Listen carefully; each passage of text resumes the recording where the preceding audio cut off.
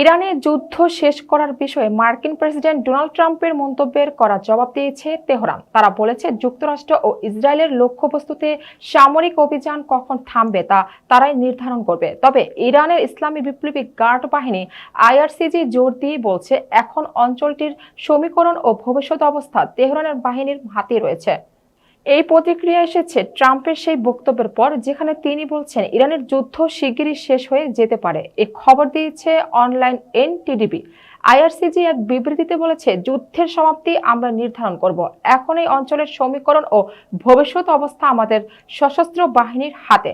American বাহিনী এই যুদ্ধের ইতি টানবে না। উল্লেখ্য, ট্রাম্প বলেছেন ইরানের বিরুদ্ধে যুদ্ধ স্বল্পস্থায়ী হতে পারে, তবে তিনি এই সম্ভাবনাও খোলা রেখেছেন যে যদি ইরান এমন কিছু করে যাতে হরমুজ প্রণালী দিয়ে তেলের প্রবাহ বন্ধ হয়ে যায়, তাহলে যুক্তরাষ্ট্র তাদের এই পর্যন্ত যতটা আঘাত করেছে তার চেয়ে বেশি কঠোরভাবে আঘাত করবে।